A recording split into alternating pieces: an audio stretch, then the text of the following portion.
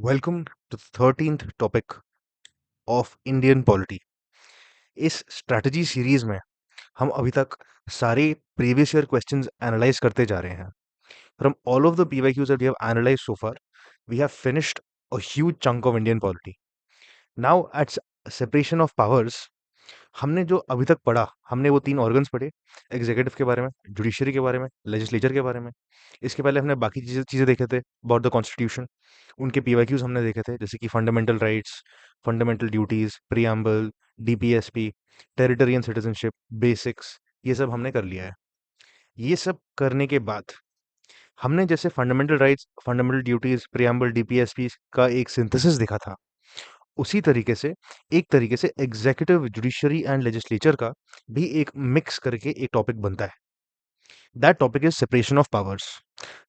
Very frankly, you do cover a lot of separation of powers when you are doing these subjects in isolation as well, but इनको एक बार अलग से भी देख लेना चाहिए, बिकॉज यहाँ से क्वेश्चंस बनते हैं and they are important questions and they are difficult questions if your concepts are not clear.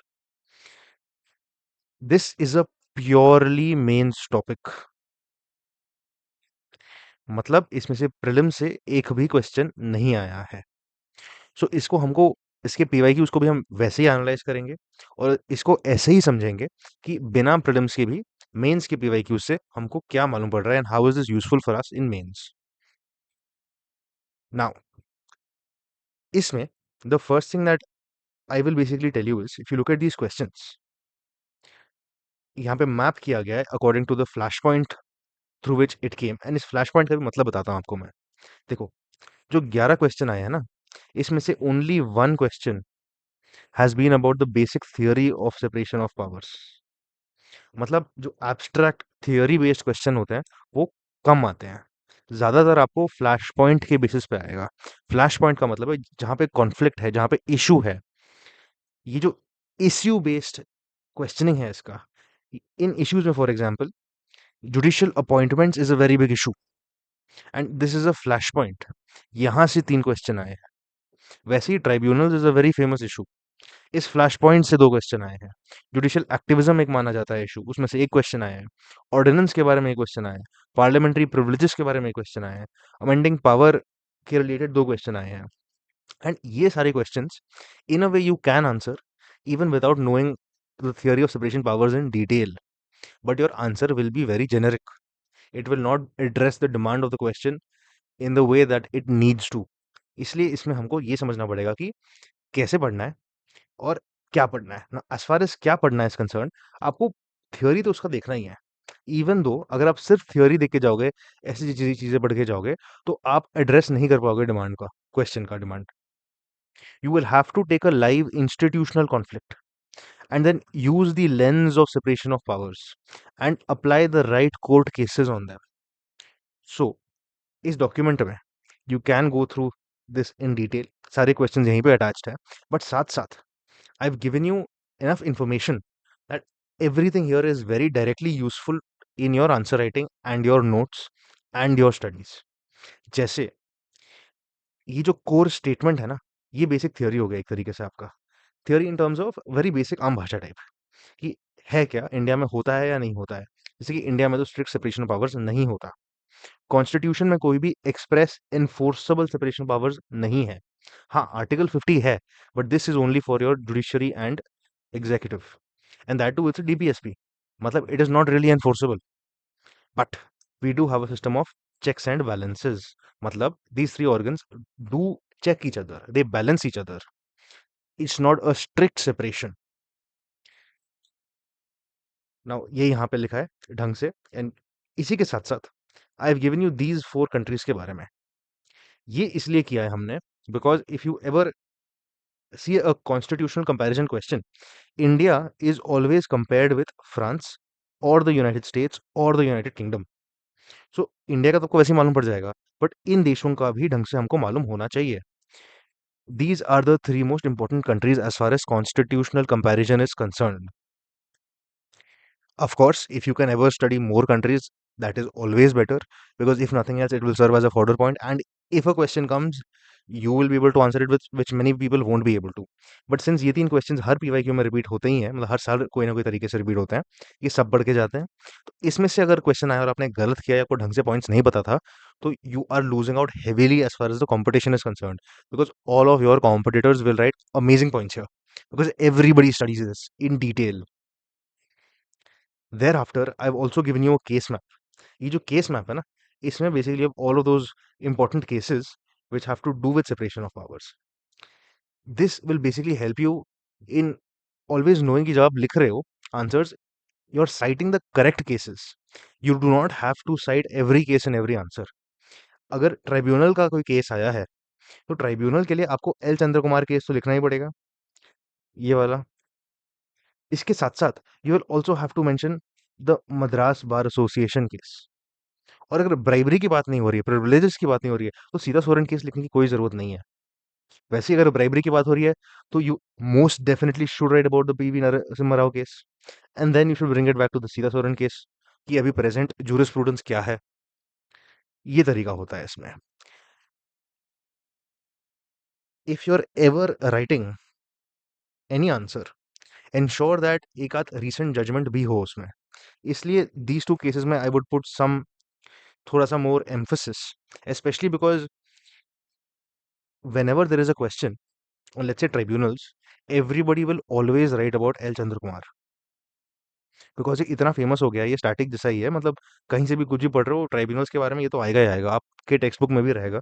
If you are unable to recall this right now despite having studied it, मतलब आपने ढंग से पढ़ा नहीं है, बस नथिंग एल्स, और you haven't revised it recently. But if you have revised it, I am sure you it this make sense to you. If you revise it better, this will also make sense to you. But for most people, Madras Bar Association cases do not make as much sense because एक तो they are absolutely related, कोई doubt नहीं है उसमें. But the fact that you have to cite them does not strike while writing as much as the L. Chandra Kumar case does. Simply because ये उतना अभी तक it is not as, you could say,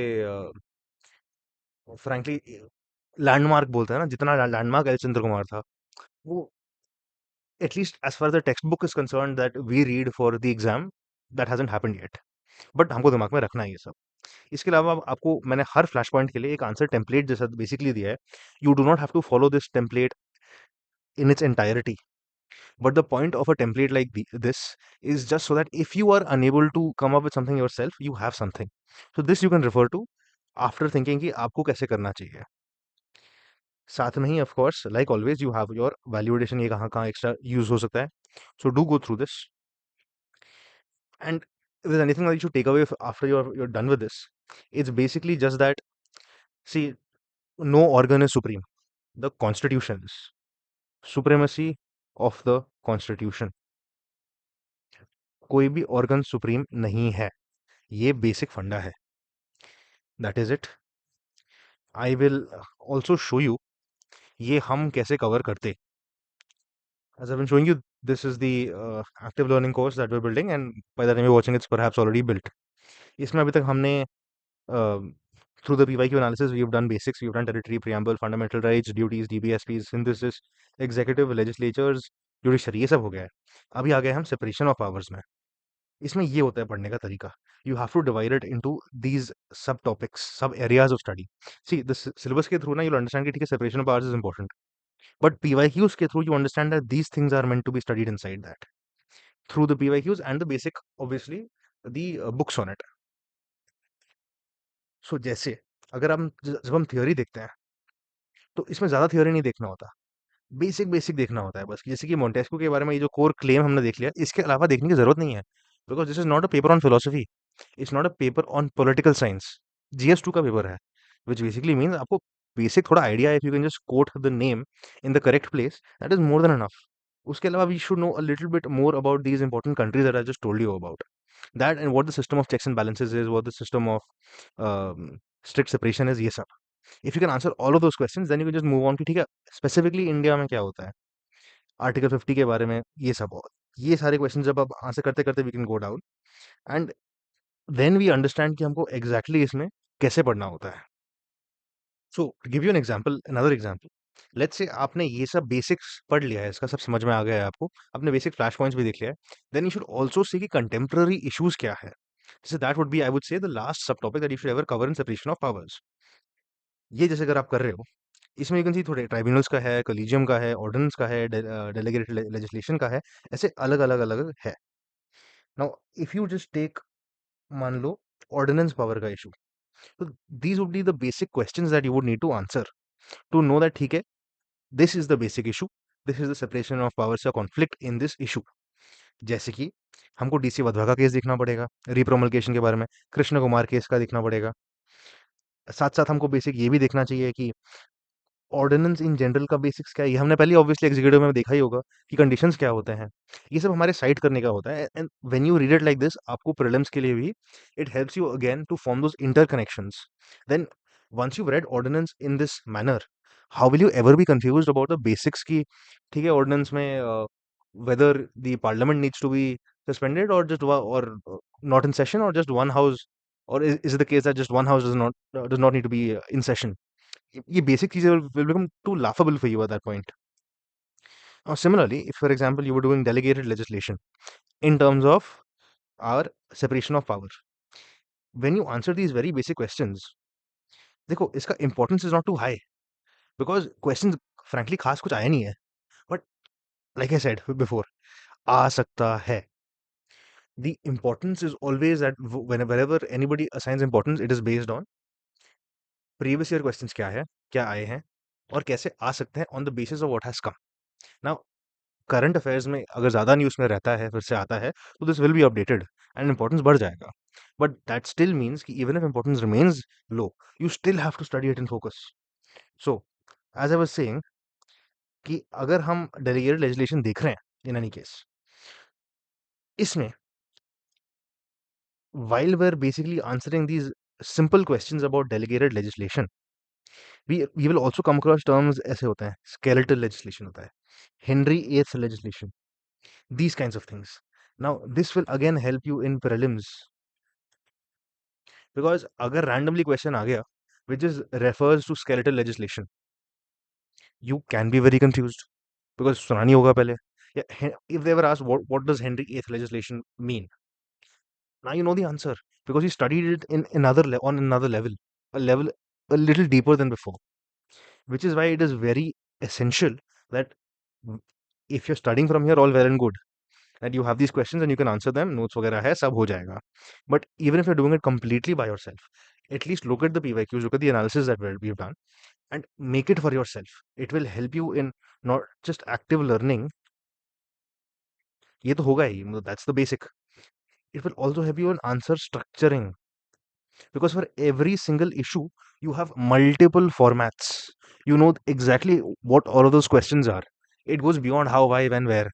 बाकी questions भी होते हैं ना, वो सब भी आपको मालूम रहेगा, उससे आपका फ्रेमिंग सही हो जाएगा आंसर्स का. अभी अगर आपको वो पीवाईक्यू का जो मैंने डॉक्यूमेंट दिखाया था पहले, अगर वो चाहिए आपको, you can download it from the Telegram channel at the aspirant network.